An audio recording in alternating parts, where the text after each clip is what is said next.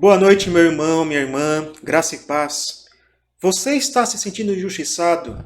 Talvez você se sinta injustiçado perante as decisões dos governantes, as decisões mais recentes, que tantas vezes não levam em conta o bem da população, mas tão somente a sua própria conveniência. Talvez você se sinta injustiçado ao ver situações de preconceito, de discriminação e até mesmo violência cometida contra alguns, motivada por preconceito.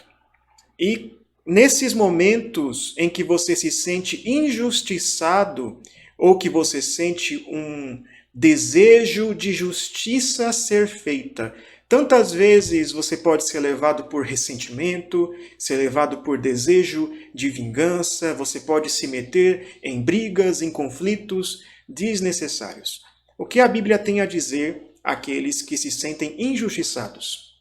Vamos ler comigo o Salmo de número 7, Salmo de Davi, com respeito às palavras de Cushi benjamita. Salmo 7 diz: Senhor Deus meu, em ti me refugio. Salva-me de todos os que me perseguem e livra-me, para que ninguém como leão me arrebate despedaçando-me, não havendo quem me livre. Senhor meu Deus, se eu fiz o de que me culpam, se nas minhas mãos há iniquidade, se paguei com o mal a quem estava em paz comigo, eu que poupei aquele que sem razão me oprimia, persiga o inimigo a minha alma e alcance-a, espezinhe no chão a minha vida e arraste no pó a minha glória. Levanta-te, Senhor, na tua indignação, mostra a tua grandeza contra a fúria dos meus adversários e desperta-te em meu favor, segundo o juízo que designaste. Reúnam-se ao redor de ti os povos, e por sobre eles remonta-te às alturas. O Senhor julga os povos, julga-me, Senhor, segundo a minha retidão, segundo a integridade que há em mim. Cesse a malícia dos ímpios, mas estabelece tu o justo, pois sondas a mente e o coração, ó justo Deus.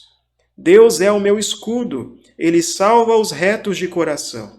Deus é justo juiz, Deus que sente indignação todos os dias. Se o homem não se converter, afiará Deus a sua espada. Já armou o arco, tem-no pronto. Para ele preparou já instrumentos de morte, preparou suas setas inflamadas. Eis que o ímpio está com dores de iniquidade, concebeu a malícia e dá luz à mentira. Abre e aprofunda uma cova e cai nesse mesmo poço que faz. A sua malícia lhe recai sobre a cabeça e sobre a própria mioleira desce a sua violência. Eu, porém, renderei graças ao Senhor segundo a sua justiça e cantarei louvores ao nome do Senhor Altíssimo. Então, irmãos, Davi estava sofrendo uma injustiça. Davi estava sendo falsamente acusado por esse Cushi benjamita, que era um familiar de Saul, e nós sabemos da inimizade e dos conflitos entre Davi e a família de Saul, e Davi então foi falsamente acusado. E quando injustiçado, antes de buscar a sua justiça terrena, antes de buscar fazer valer a sua palavra e defender a sua honra, a primeira coisa que Davi fez foi levar o seu caso a Deus. Então nós vemos aqui nos versículos 1 até o versículo 5, Davi confiando na justiça de Deus, confiando no Deus que é o seu refúgio, e então levando o seu caso a Deus. Ele começa a dizer a respeito de sua inocência e inclusive falar para Deus nas seguintes palavras: se eu sou culpado, Deus, se eu fiz isso de que me culpam, então os inimigos devem sim me perseguir e todo o mal deve vir sobre mim. Então Davi reconhece a justiça de Deus, inclusive sobre ele mesmo. Thomas Watson, puritano, disse que quando nós estamos sendo falsamente acusados ou sofrendo alguma injustiça, antes de buscar justiça, devemos considerar se na verdade nós não estamos sendo punidos por algum pecado. Antes de qualquer coisa, nós devemos considerar se nós não estamos sendo disciplinados por Deus.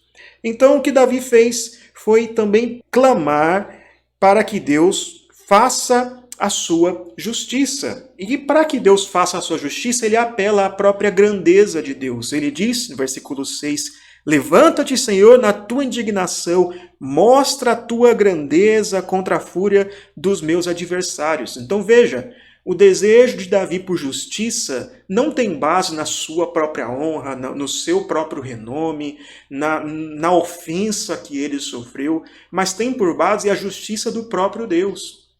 Deus mostrará a sua grandeza e a sua justiça por meio da sua fúria contra os seus adversários. Davi também mostra isso no versículo 8, quando ele diz: julga-me, Senhor, segundo a minha retidão e segundo a integridade que há em mim.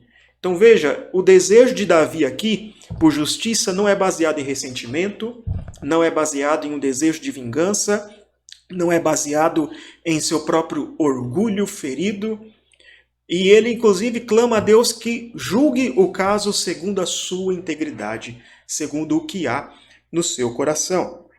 Depois de levar o seu caso a Deus, então Davi reafirma a sua confiança na justiça de Deus. E ele reconhece que a justiça de Deus é justa, porque Deus julga o coração.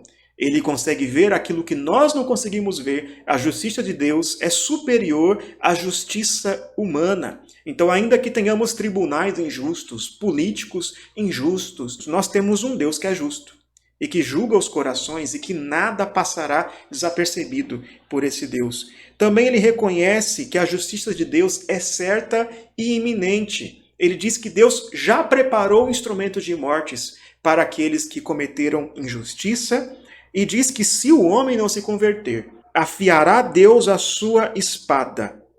Então veja só, Deus já preparou os instrumentos de punição para os ímpios. E Davi também afirma que o mal não vale a pena. Ele diz que os ímpios cometem o mal contra si mesmos. Eles cavam covas para si mesmos e toda a sua malícia lhe recairá sobre a cabeça.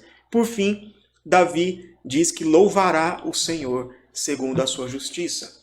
Então, meu irmão, minha irmã, quando você estiver sofrendo injustiça, quando você sentir que os tribunais não julgam corretamente, os políticos não governam da forma correta, que preconceitos e discriminações e até mesmo violências acontecem por conta de uma injustiça social, não encha seu coração de ressentimento, não encha seu coração de desejo de vingança, não apele à violência, não é isso que você deve fazer. Mas, antes de tudo, apele a Deus. Leve seu caso a Deus, como Davi o fez. Confie que Deus é justo juiz. Ele sonda os corações, ele julga melhor do que nós.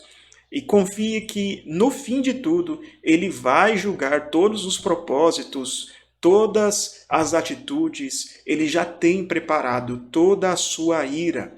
E ao mesmo tempo considere se você mesmo não é um injusto, como Davi também o fez. Se você também não tem pecado contra esse Deus, se você também não é alguém que precisa converter-se, a fim de que o juízo de Deus não chegue também até você. Considere também aquele que sofreu a maior injustiça de todas. Jesus Cristo foi condenado injustamente. Jesus Cristo também sofreu falsas acusações. Ele foi condenado por um tribunal corrupto.